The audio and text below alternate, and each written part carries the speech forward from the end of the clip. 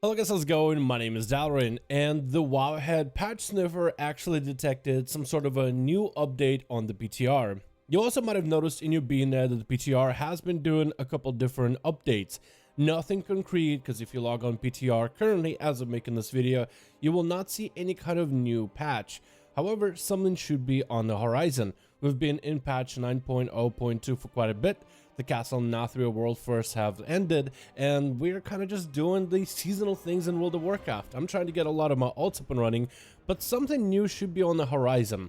And maybe Blizzard will be putting something out on PTR with all these different updates happening quite regularly for us to check out. Then there's a couple things I really want to see out of future updates, and I kind of just wanted to sit down and talk about them in this video, what I would really want to see out of the future patches for Shadowlands so far. Most of them are going to be primarily related to class-based things and improving classes forward. So one of the things that I made my goal when it comes to covering the alpha and the beta of Shadowlands was to talk a lot about the class development and my thoughts on the class changes, where I think classes and most importantly specs should go, and what can be added to them to improve their playstyle.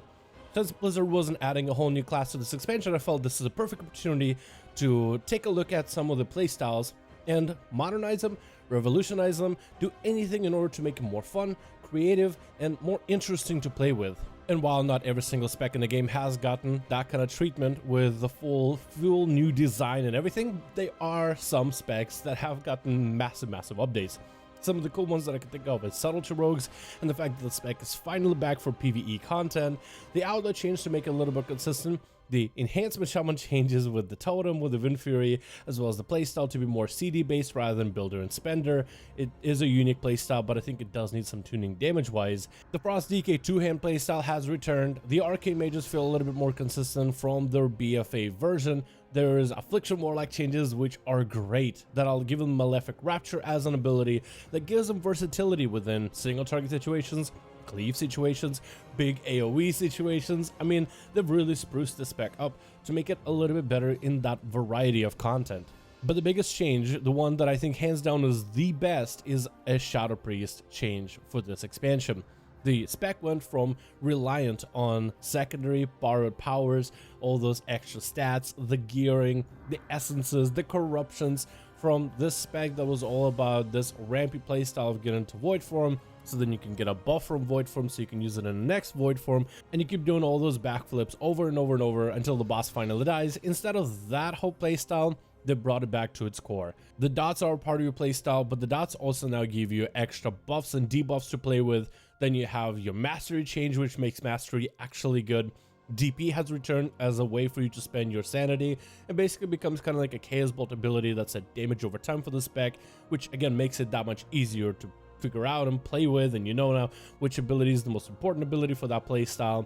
They added them cool new ways to deal AoE damage through talents, so you can actually give yourself a bit of cleave in small situations where Shadow Priests were either really good in AoE, really good at 2-target, 3-target, or just really good at single target, depending on how you build. So now there's a lot more versatility there. And Void Form, by the demands of a lot of players that play Shadow Priest, finally became a cooldown, which fits the playstyle super well. And with the different conduits and the legendaries, there's now so much more to the spec. And it really did get this facelift that I think it really needed, because this was some really cool stuff that Blizzard did with the spec. I was super impressed with what they did with Shadow Priest for this expansion. However, there are some playstyles that are just antithetical to what the design is. There are just some things that don't properly work. I think a Hunter as a class would be a perfect example.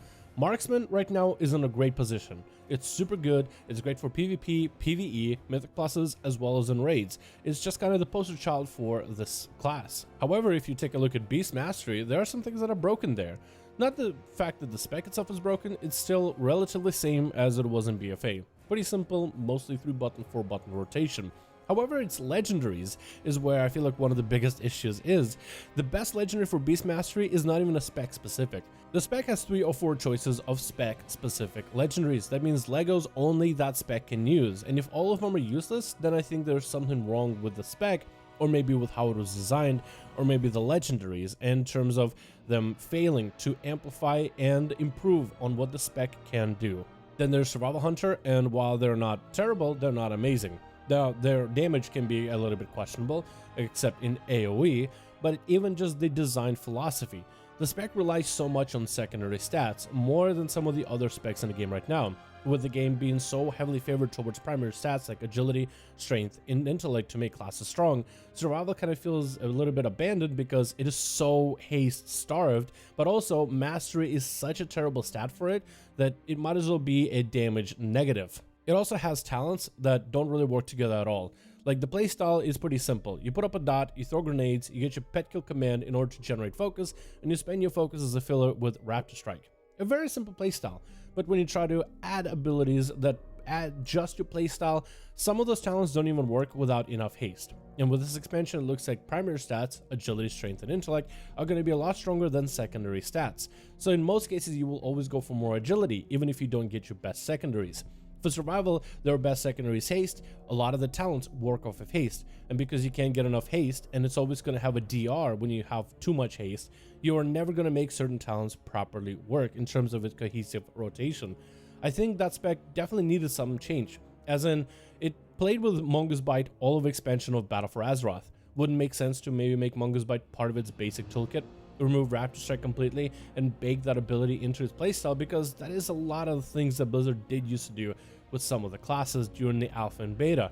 Instead of just adjusting completely new playstyle or giving them abilities they used to have from previous expansion or adding brand new abilities together, sometimes when they were so reliant off of certain talents, you would basically just bake those talents as part of the basic toolkit and then construct the spec going forwards with those talents in mind as part of the basic class kit. So there's two ways, or right now I think two ways of trying to fix classes, or at least two that come to mind off the bat. Either buff them on damage so numerically they make more sense, or two, redesign them completely, which can definitely take time. But if Blizzard touches on 1 or 2 or 3 specs per, let's say, major patch or like a 0.5 patch, I think that could be feasible. They've done it in the past, and they've done reworks in middle of an expansion to make certain playstyles go from nobody plays them to, hey, there's actually a community that enjoys the playstyle and it's actually viable. But I wonder if there's an easier way of going about this too, particularly for making certain specs and playstyles, because not all of them are ever going to be the same. Not all of them are ever going to be balanced. There's always going to be a class that's at the top of the DPS meters, a class at the bottom of the DPS meters, same with the healers, same with the tanks. There's always going to be a top and a bottom, no matter how balanced you try to make the game. And I feel like a lot of us can agree, in MMOs, that just will never be a thing, because classes are designed so differently, and the only way to make us all the same is to literally homogenize every single playstyle out there. And we really don't want to do that. We do like the differences in how we play, the different toolkits everybody brings. And with TBC on the horizon, I've been seeing quite a lot of videos getting recommended to me from the TBC stuff on YouTube. One of those videos was actually Matt's season talking about which classes should you play for TBC, given a variety of different examples and playstyles and what everybody brings to the table.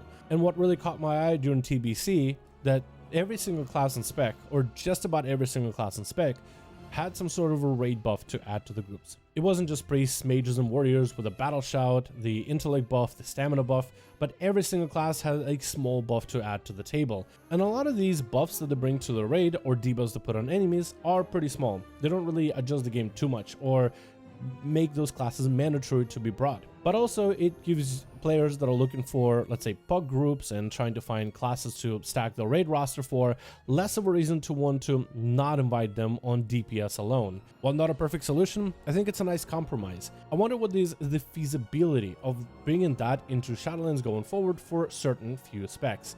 Because balancing, again, you will never achieve perfect balance. You will never have classes do the same damage. And I think a lot of people do not want to see us doing exactly the same damage either.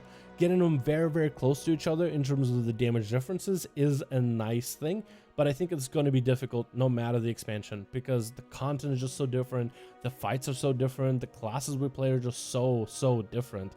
But providing some kind of a minor buff or minor debuff on paper doesn't sound bad. I don't really know how that's going to go in terms of long term, but on paper that definitely doesn't sound like the worst idea in the world. I really do wonder what the next patch of Shadowlands is going to bring, and hopefully we'll see that patch in PTR very, very soon. But I do hope that the work on improving classes and specs and the different playstyles we have is a goal that Blizzard continues working on going forward into this expansion. We didn't get a new class with this X-Pack, but hopefully the classes we have currently by the end of this X-Pack will feel much better to play. Hope you guys enjoyed, and I'll see all of you in the next one.